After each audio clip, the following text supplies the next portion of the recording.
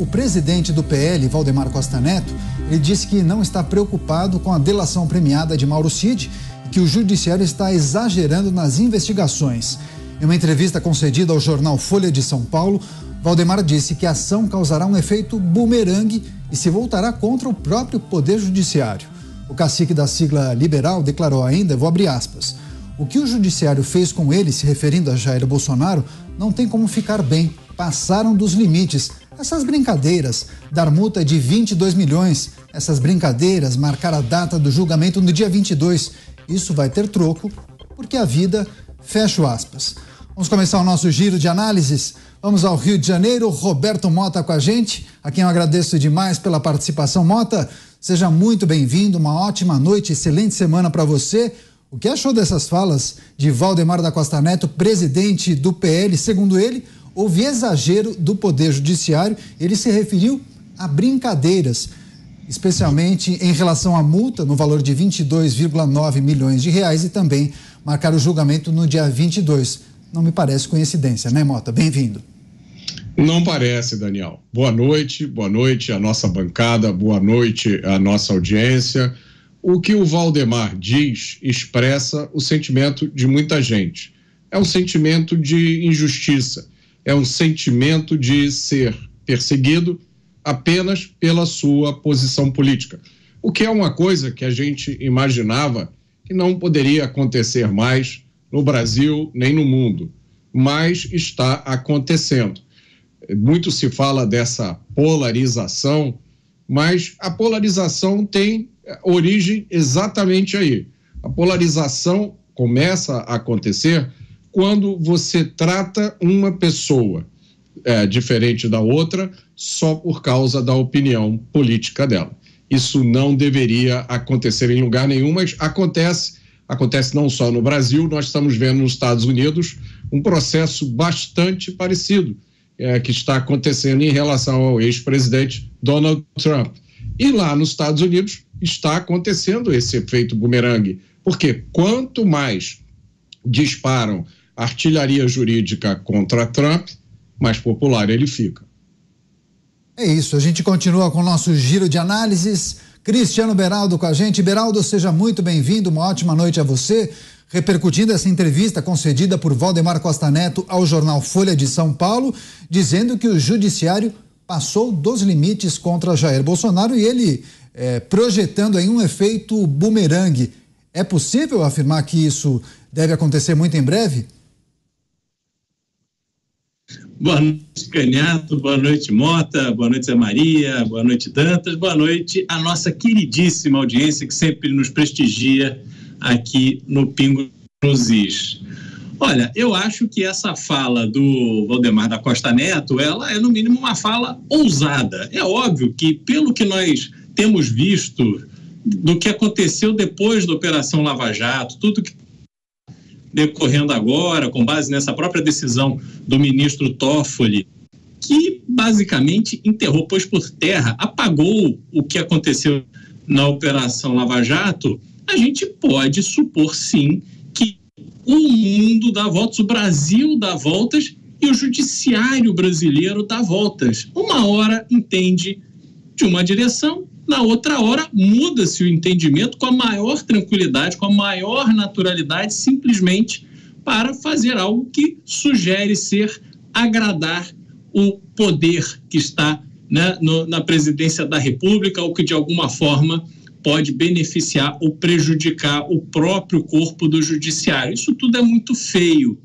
Mas eu acho ousado porque não me parece caber ao presidente de um partido fazer esse tipo de afirmação. Isso é o tipo de coisa que desperta a ira do judiciário e, por mais que a longo prazo pode se confirmar, a curto prazo me parece que vai provocar mais danos do que benefícios. É isso, agora vamos a Brasília. Cláudio Dantas com a gente. Dantas, seja muito bem-vindo, uma ótima noite, excelente semana a você. Segundo o Valdemar da Costa Neto, o judiciário teria passado dos limites, principalmente em relação àquela multa que foi aplicada ao Partido Liberal, Tribunal Superior Eleitoral, litigância de má-fé por conta daquela pesquisa que teria apontado problemas nas urnas eletrônicas e também marcar a data do julgamento em relação à chapa no próprio dia 22. Dá para falar em efeito bumerangue? Essas ações vão se voltar contra o Poder Judiciário? Dantas, bem-vindo. Muito boa noite, Daniel, boa noite aí a toda a nossa audiência. Deixa eu só fazer aqui um ajuste. Pronto, agora sim, que a gente está com alguma dificuldadezinha técnica aqui na conexão com Brasília, mas agora vamos em frente. Boa noite, Daniel, boa noite, Beraldo, Mota, Zé Maria, que retorna aí conosco hoje. Muito boa noite à nossa audiência, sempre presente.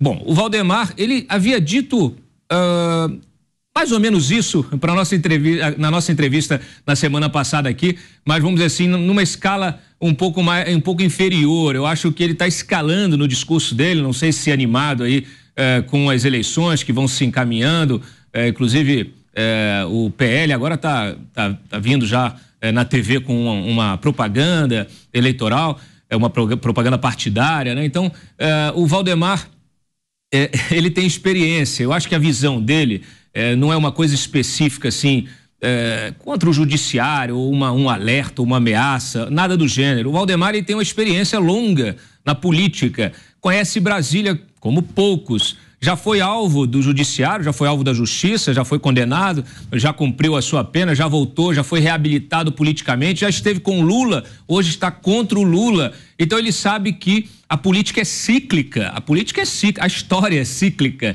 né? E ele viu a Lava Jato por cima e agora está vendo a Lava Jato por baixo.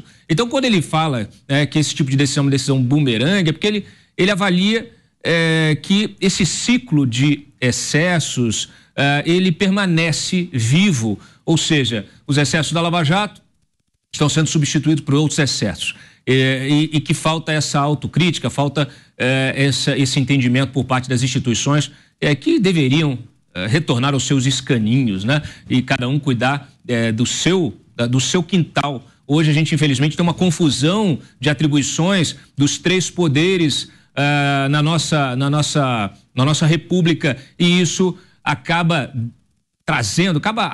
trazendo muita insatisfação por parte da sociedade, que muitas vezes não vê a justiça sendo aplicada de forma equânime, muito pelo contrário. Isso vem sendo utilizado também politicamente pelo outro lado do espectro político. Então há um governo de plantão que tem uma veia revanchista, de um presidente que estava preso, ficou preso, depois saiu da cadeia e que quer se vingar daqueles que o prenderam, né?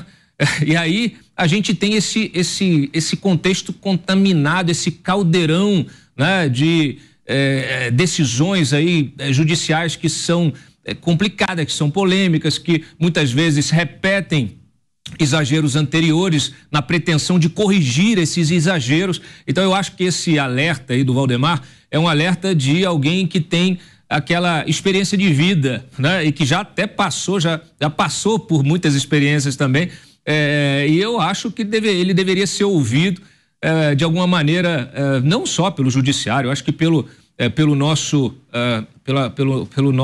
establishment de uma maneira geral. Nós, infelizmente, temos visto aí ministros usando o Twitter, né, para fazer ameaça a senador, e isso tudo, gente, secretário executivo de um ministério, outro, e aí você tem todo tipo de exagero, né? Eu acho que as pessoas estão muito contaminadas com o discurso, com o debate de redes sociais, com esse grau acima, né, do normal. Eu acho que a gente precisa entender que é possível fazer a crítica, que é possível entender a crítica como uma crítica, não como uma agressão, né, sem ofensas, sem xingamentos. Eu acho que a gente pode fazer aquilo que nos cabe, o juiz julgar, o procurador denunciar, acusar, a polícia prender, né? O executivo fazer ali a aplicação, né, das políticas públicas, sem essa mistura. Infelizmente, esse era o desejo, né? Esse seria o ideal, o nosso ideal de república. Infelizmente, a gente está vivendo uma confusão institucional, e as nossas autoridades, aqueles que ocupam cargos estratégicos, estão se deixando levar por essa confusão. Então, Qual é o problema disso? Resumo da ópera. Você não consegue enxergar a curto prazo, vamos dizer assim, um retorno dessa institucionalidade ao seu padrão ideal. Tá? Então, isso é muito ruim, né? Porque não adianta, se você usa da força agora, de repente para punir quem você acha que exagerou, mas se você exagera, amanhã pode ser que esse que foi punido já tenha cumprido a sua pena e esteja de volta ao poder, e ele vai querer se vingar disso usando do poder também. Então, gente, olha, o exercício do poder é algo que cabe a aqueles que têm estatura moral, que têm serenidade, que têm autocontenção. No judiciário, isso é ainda mais relevante. Aliás, está em lei, está lá na Loman.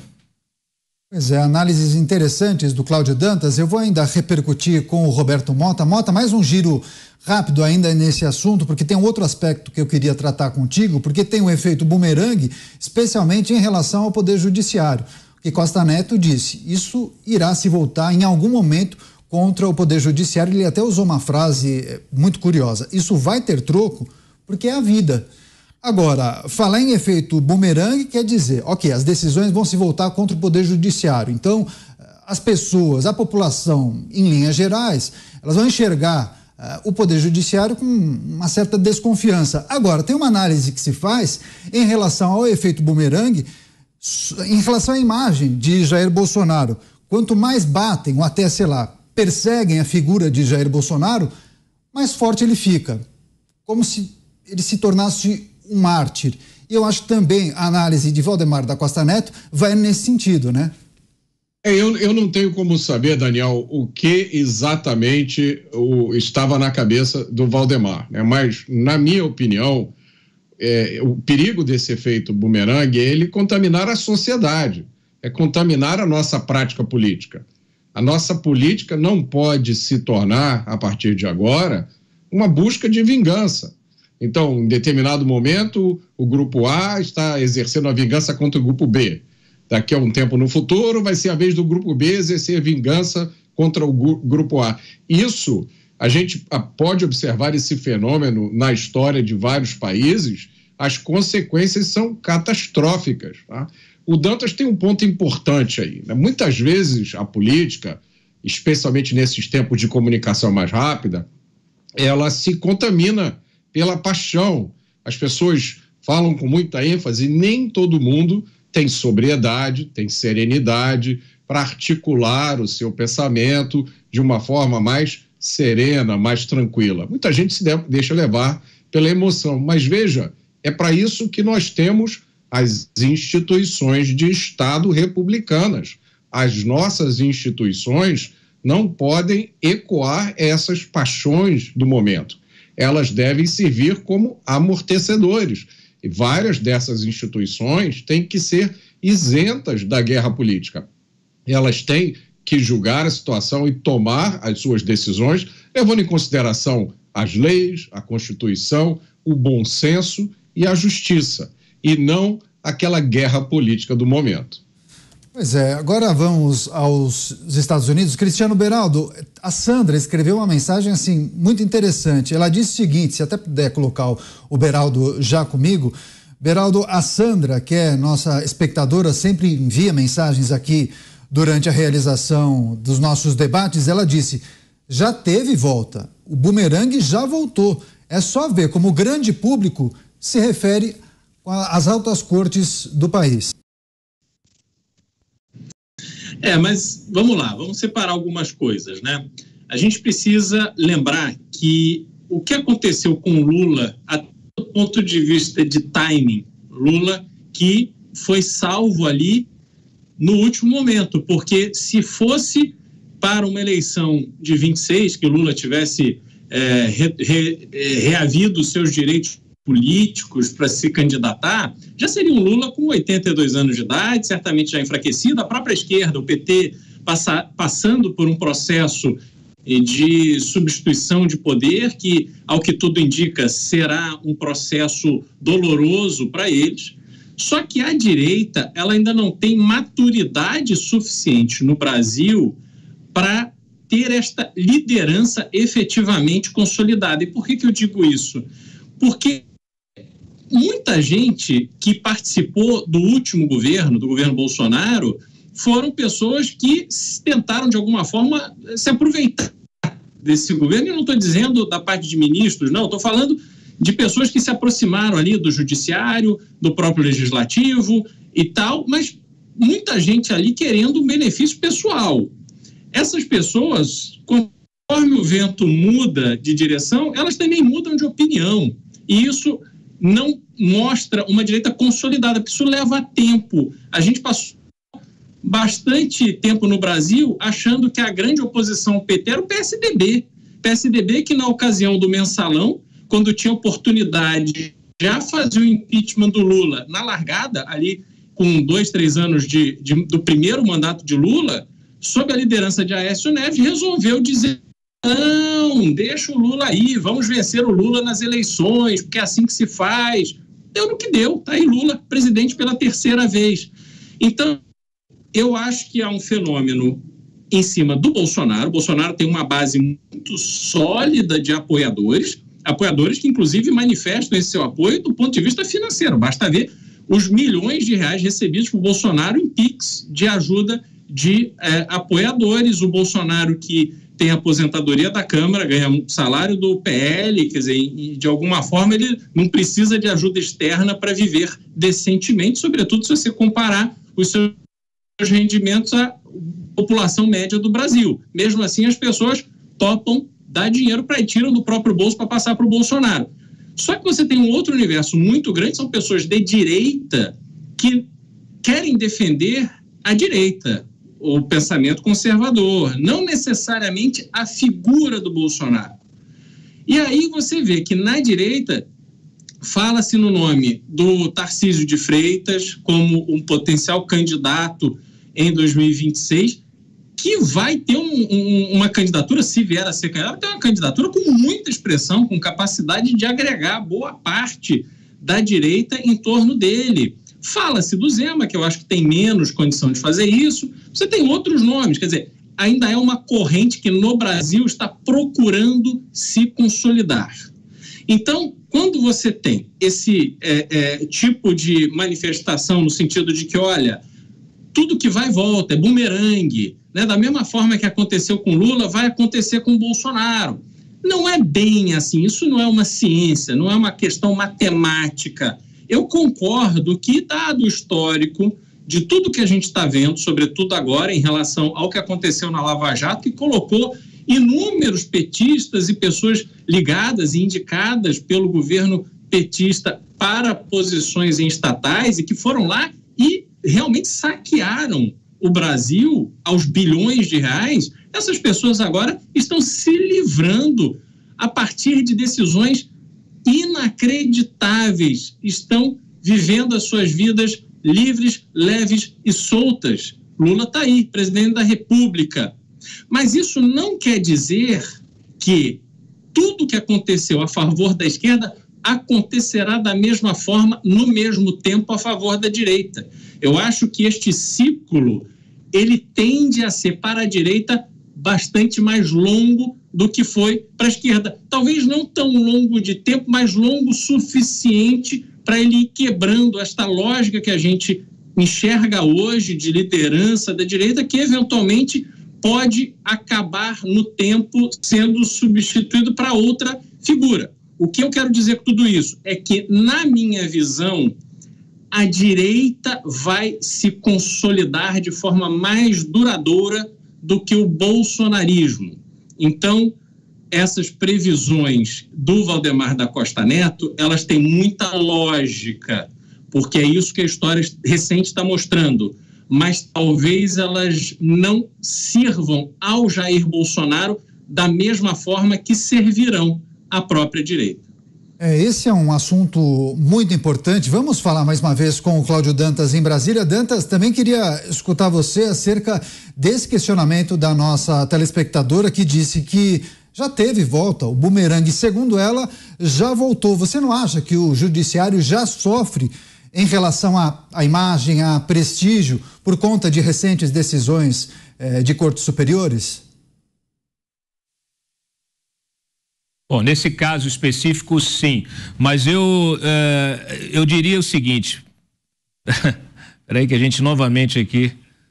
Ai, meu Deus. Normal. TV ao vivo é assim mesmo. Ok. Vamos lá. Tudo certo agora com o Cláudio Dantas, vai lá. Eu concordo em parte com o Beraldo, mas eu acho que o Beraldo ele tá um pouquinho, vamos dizer assim, otimista demais. Eu explico, Beraldo. Bumerangue, a gente está vendo esse bumerangue de diversas maneiras, né? Esse efeito bumerangue, que é uma teoria, inclusive, real, né? Estudada, é o efeito bumerangue. Você faz uma coisa, depois você sofre a consequência daquela coisa. E a gente pode aplicar esse efeito bumerangue para tudo. A gente pode aplicar esse efeito bumerangue para os excessos do bolsonarismo. Afinal de contas, foi o Bolsonaro que começou ali a espizinhar ministro do Supremo, atacar ministro do Supremo, achando que os nossos antepassados já tinham uma máxima, que assim, você não cutuca onça com vara curta. Eu ouvia isso dos meus avós. Então, assim, esse excesso provocou uma reação, é o efeito bumerangue. E agora está o próprio Bolsonaro e o bolsonarismo sofrendo com isso. A Lava Jato também. Se a Lava Jato exorbitou nas suas funções lá atrás, porque achava que precisava e que podia, por quê? Porque tinha um excesso de corrupção do outro lado, institucionalizada, e para você combater isso dentro do próprio sistema, você teria que fazer ali, de alguma maneira, né? Que talvez saísse ali dos cânones. Agora ela está sofrendo com isso. Então, esses efeitos bumerangues, eles são históricos. Eles acontecem realmente ao longo da história e a gente está vendo. No caso da imagem, a questão de imagem, o Exército também. O Exército está sofrendo a reação, né, pelas suas omissões, pelos seus excessos também. E hoje está aí sofrendo tanto por parte de ataques da direita como da esquerda. Agora, quando você fala, o Beraldo falou aí muito bem, né? A gente talvez nesse processo aí a direita se ela amadurecer, ela vai ter um processo um pouco mais longo. O problema é que vai demorar para isso acontecer. E neste processo pode ser que não haja tempo suficiente. E aí é o alerta que eu faço aqui. Por quê? A esquerda brasileira, além dela ter essas afinidades, né, com regimes autocráticos, ditatoriais, e ela ter uma permissividade muito grande ao crime, né, no sentido de defender, você tem aí, né, um ecossistema, todo um ecossistema para você defender o criminoso e não a vítima, né, do crime. Você percebe que ela ganhou também uma certa malícia em lidar com o sistema, porque ela alcançou o poder também fazendo concessões. E ela acaba se transformando num grande amálgama político daquele sistema, do sistema que é o sistema corrupto, o sistema que não olha para o cidadão, o sistema que está acostumado a se cercar de benesses, né? A se proteger, a se blindar. Então ela acaba sendo muito mais, vamos dizer assim, muito mais maleável nesse sentido moral, né? do que a direita, né? E isso tem um problema grave. Por quê? Porque como ela tem um DNA autoritário, ela tende a usar também essa concessão para poder chegar lá na frente e se sobrepor a esse sistema. Não se enganem, quem hoje está ajudando essa turma aí a governar, esse pessoal sim, pode sofrer lá na frente. Eu vi isso acontecer na Venezuela. A Venezuela historicamente era um país que vinha, né, desde o Pacto de Punto Fijo, na década de 50, ela vinha sendo governada ali por dois partidos, basicamente, e um terceiro, eles faziam uns acordos entre si para ir governando, se revezando no poder ao longo das décadas. Só que o que aconteceu? O sistema apodreceu, corrupção, aquela coisa ali. Aí o Chávez surgiu com aquele discurso de antissistema, para combater esse sistema. Ele tentou um golpe, depois foi preso, saiu da prisão, foi eleito. Depois começou a forçar a barra, rompendo com o sistema, inclusive lá na Venezuela, rompendo com diversos setores importantes do poder instituído, das elites. E aí o que aconteceu? Em 2002 ele foi alvo de um golpe. Quando ele sai, tem ali ele se recupera e retoma o poder logo na sequência, ele passa a trabalhar aí sim, um projeto autoritário, restritivo, que, olha só que interessante, que muda, ele usa a mídia, naquela época era uma época pré-internet, então ele usa rádio comunitária, TV, ele emplasta jornal, ele tira concessão de TV, ele vai nesse processo aí de restrições, de arbítrio, vai num processo de ideologização, fazendo distribuição de milhares de livros, renovou a imprensa nacional, começou a espalhar a ideologia bolivariana, criando inclusive uma história própria de relação dele com o Simão Bolívar, uma coisa que era pura fake news, mas que ele construiu uma história para si mesmo, para dar relevância para ele mesmo como personagem político. E ele passou a mudar até datas nacionais de comemoração, passou a fazer o quê, gente? Reescrever a história. Nós estamos vendo isso acontecer. Estão tentando reescrever a história. Então não há otimismo. Não há como você olhar isso e falar assim, não, um dia isso acaba. Olha, basta olhar para a Venezuela. Não acabou até hoje. Então, assim, o que está acontecendo hoje no Brasil parece sim um ovo da serpente do que aconteceu lá na Venezuela, lá há 20 anos atrás. Só que o sistema lá endureceu, emburreceu, perfeito. A economia quebrou, as pessoas, a classe média fugiu do país, ficaram os miseráveis, as elites corruptas renovaram seus acordos e até hoje a situação está daquela maneira que todos conhecem, né? Não tem democracia, não tem muito menos relativa e dificilmente você consegue sair dessa situação. A gente vai girar com todos os comentaristas. O José Maria Trindade também está conectado com a gente. Zé, seja muito bem-vindo, uma ótima noite a você, excelente semana. Estamos repercutindo as falas, essa entrevista concedida por Valdemar da Costa Neto ao jornal Folha de São Paulo, em que ele disse que houve um exagero por parte do Poder Judiciário em relação às decisões contra Jair Bolsonaro, ou mesmo PL, mas que atingiram Jair Bolsonaro. Ele menciona brincadeiras, especialmente em relação àquela multa de 22 milhões de reais aplicada ao PL, e também a data do julgamento, no dia 22. Alguns falaram, será que é coincidência, não é, etc. Enfim, ele fala em efeito bumerangue. Segundo ele, essas coisas irão se voltar contra o Poder Judiciário. Zé, queremos ouvi-lo também. É sempre assim, sempre volta. E o meu medo é que isso espalhe para todo o país, né? Muito boa noite, Daniel. Boa noite, colegas aqui de bancada. Boa noite especial, estive no interior de Minas, lá em São João Evangelista. Boa noite a todos que me cumprimentaram, mandaram abraços aí para vocês. E boa noite a você que nos acompanha aqui nos Pingos nos Is. Olha, este é um comentário muito importante e um debate pesado aqui no Congresso Nacional.